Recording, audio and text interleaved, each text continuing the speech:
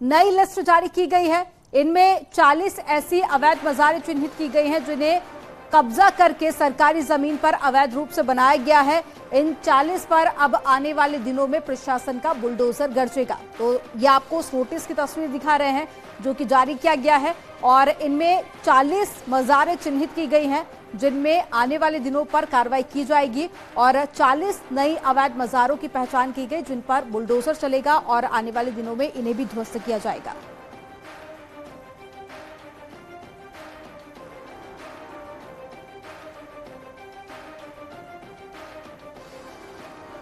तो हरिद्वार में भी अवैध मज़ारें देखी गई हैं जिन्हें चिन्हित कर लिया गया है प्रशासन की तरफ से। और प्रदेश भर में तोड़ी जा रही मज़ारों को लेकर बीजेपी प्रदेश अध्यक्ष महेंद्र भट्ट का कहना है कि देवभूमि के स्वरूप में जो भी बिगाड़ने का यहां पर प्रयास करेगा उसे धर्म रक्षक मोदी और धर्म रक्षक पुष्कर सिंह धामी बर्दाश्त नहीं करेंगे। वहीं केंद्रीय रक्षा राज्य मंत्री अजय भट्ट ने कहा कि सरकार जाति धर्म संप्रदाय से ऊपर उठकर काम कर रही है। सरकारी भूमि पर अतिक्रमण कोई सही काम नहीं है, इसलिए सरकार वो कर रही है जो उसे करना चाहिए।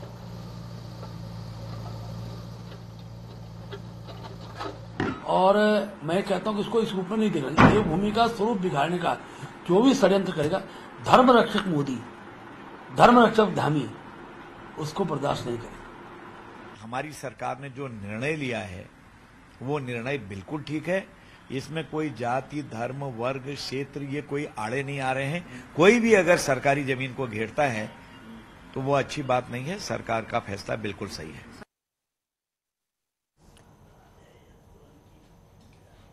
तो प्रदेश अध्यक्ष महेंद्र भट्ट को भी आपने सुना। देहरादून से सुनील अप्रभात हमारे साथ पे जुड़ गए हैं ज्यादा जानकारी के साथ पे। सुनील, बैक टू बैक हम देख रहे हैं कि प्रशासन का बुलडोजर चल रहा है अवैध अतिक्रमण पर, लेकिन शुरुआत से अभी तक बात करें तो कितनी मज़ारों को तोड़ दिया गया है। बीच में जानकारी ये भी निकलकर सामने आई थी कि मंदिरों पर भी अगर अवैध रूप से कब्जा कर मंदिर बनाए गए हैं तो वहां पर भी प्रशासन का बुलडोजर गरजा है। तो ऐसे में कितनी जमीन अभी तक कब्जा मुक्त करा ली गई है और साथ ही आगे का क्या टारगेट आप प्रशासन का देख रहे हैं?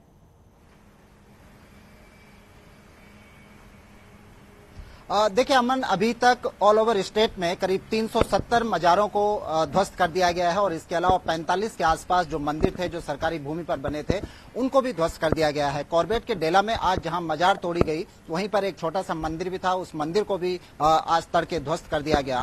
प्रदेश में अभी तक 370 जो मजारें हैं, सिर्फ मजारें हैं, इनको जो तोड़ा गया इसके बाद से करीब 100 हेक्टेयर जो लैंड है वो अतिक्रमण मुक्त कराई गई। ये लैंड फॉरेस्ट की भी है, रेवेन्यू डिपार्टमेंट की भी है और अन्य डिपार्टमेंट की भी है। लगातार प्रशासन की कार्रवाई जारी है। जिस तरह से मुख्यमंत्री ने पहले अपने इरादे साफ कर दिए थे कि अतिक्रमण कोई भी हो या तो वो स्वयं हटा लें, अन्यथा अतिक्रमण को बर्दाश्त नहीं किया जाएगा, उसे ध्वस्त किया जाएगा। अभी भी लगातार चिन्हीकरण की कार्रवाई जारी है। करीब 700 के आसपास मजारें अभी और भी हैं जिनको ध्वस्त किया जाना है। इसके अलावा एक बड़ी खबर यह भी है कि हरिद्वार में एक बार फिर से चिन्हीकरण की जब कार्रवाई हुई तो वहां पर 40 नई मजारें भी सामने आई है। तो इनको भी प्रशासन ने नोटिस सर्व कर दिया है और नोटिस का जवाब आते ही यहाँ भी धामी सरकार का बुलडोजर जल्द ही गरजने वाला है। जी सुनील, हरिद्वार में भी एक लिस्ट जारी की गई है जहां जहां अवैध रूप से अतिक्रमण कर मज़ारें बनाई गई हैं। 40 ऐसी मज़ारों को चिन्हित किया गया जहां पर आने वाले दिनों में बुलडोजर चमकेगा।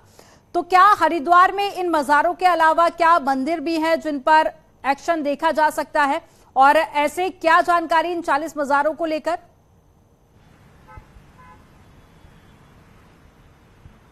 देखिए ये 40 मजारें हरिद्वार में पहले भी मजारें टूटी हैं जो एनएच के किनारे थी या फिर सार्वजनिक स्थानों पर थी जिनके कारण ट्रैफिक भी वहां पर डिस्टर्बेंस हो रहा था। पहला टारगेट वो धार्मिक स्थल हैं जो कहीं ना कहीं बाधक बन रहे हैं आवागमन में या अन्य क्षेत्रों में आवाजाही में, उनको निशाना बनाया गया है। अभी हरिद्वार में जो 40 नई मजारें चिन्हित की गई हैं, आप ये लगाए कि जिस तरह से पहले से ही उत्तराखंड में एक डेमोग्राफिक चेंज की बात की जा रही थी, यहाँ का जो एक जनसांख्यिकीय संतुलन है उसको गड़बड़ाने की बात की जा रही थी। धर्म नगरी जैसे हरिद्वार जैसे जहां की हिंदू संस्कृति का जो एक प्रतीक है वहां पर गली गली में मजारें और मस्जिद वहां पर खड़ी हो गई थी। इस बात को लेकर लगातार सरकार पर प्रेशर भी था। तमाम हिंदुवादी संगठन, सोशल वर्कर इस बात को उठा रहे थे। उसके बाद जब चिन्हीकरण की कार्रवाई शुरू हुई तो वहां पर कुछ मजारें ध्वस्त भी हुई, लेकिन एक बार फिर से जो 40 मजारें नई लिस्टेड हुई हैं इनको नोटिस सर्व कर दिया गया। और इसी तरह से पूरे प्रदेश भर में जहां जहां भी इस तरह के अतिक्रमण हैं जो फर्स्ट फेज में जो चिन्हित किए गए उसके अनुसार 1000 मजारें थी जिसमें से 350 के आसपास ध्वस्त कर दी गई हैं। 700 के आसपास मजारें अभी मौजूद हैं जिनको ध्वस्त किया जाना है। इनको नोटिस सर्व किया गया है। जैसे यहाँ से इनके नोटिस का जवाब मिलता है, क्योंकि उत्तराखंड में एक बड़ी बात ये भी सामने आ रही है कि जब तमाम जो मजारें तोड़ी गई, इसका कोई भी खादिम या कोई भी दावेदार सामने नहीं आया। इन मजारों के नीचे भी कुछ नहीं मिला। तो ये बात साफ तौर पर स्पष्ट हो जाती है कि ये मजारें सिर्फ इंक्रोचमेंट के लिए यहाँ पर और ये बात यहाँ पर स्पष्ट करती है कि अवैध रूप से मजारों को बनाया गया था, इसीलिए इसका कोई दावेदार नहीं है। तमाम जानकारी साझा करने के लिए बहुत शुक्रिया सुनील आपका। और हरिद्वार के ज्वालापुर में सरकारी जमीन पर धार्मिक बाजार के मामले पर हाईकोर्ट ने सख्त रुख अपनाया है। हाईकोर्ट ने आज याचिकाकर्ता को फटकार लगाई और सख्त टिप्पणी भी की। कोर्ट ने याचिका को सुरक्षित रखते हुए ध्वस्तीकरण पर रोक लगाने से इनकार कर दिया है। याचिकाकर्ता हमजा राव ने चंदन पीर बाबा की मजार तोड़े जाने को चुनौती दी थी और फिर उसका निर्माण की भी मांग की गई थी। याचिका में कहा गया है कि सरकार धर्म विशेष के लोगों के खिलाफ कार्रवाई कर रही है, लिहाजा ऐसी कार्रवाई को रोका जाए। वहीं सरकार ने कोर्ट में कहा है कि सुप्रीम कोर्ट के निर्देश पर कार्रवाई की जा रही है। कोर्ट ने टिप्पणी करते हुए कहा कि जमीनों पर धार्मिक स्थल बनाकर कब्जा हो रहा है, जो गलत है और ऐसी याचिकाएं जुर्माना लगाने योग्य हैं।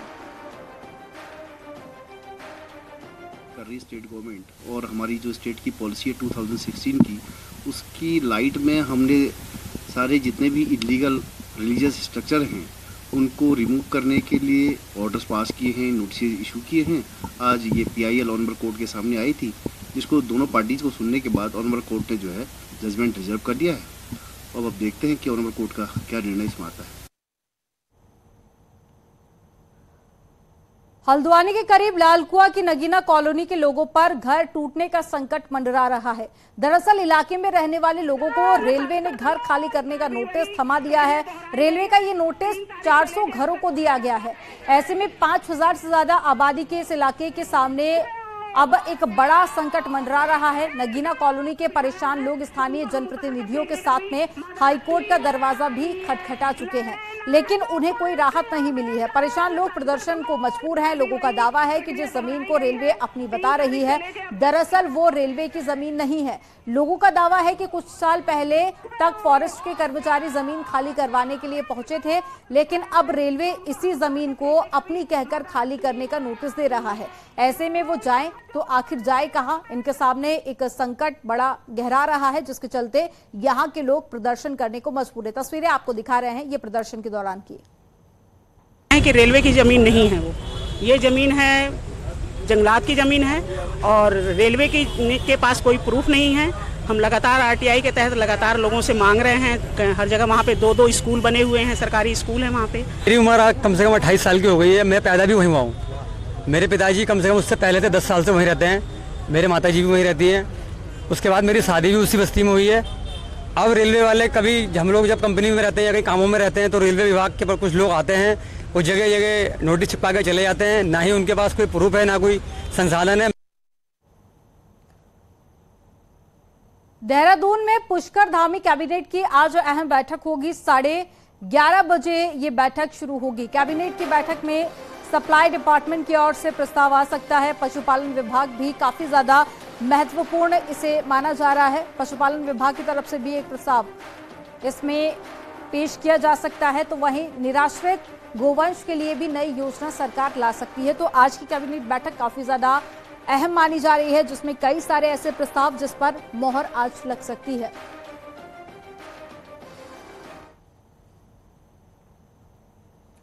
और चलिए खबरों में आगे बढ़ेंगे, बात करेंगे मौसम की। उत्तराखंड में सुबह से मौसम बदला हुआ है। देहरादून समेत कई जिलों में हल्की बारिश हो रही है।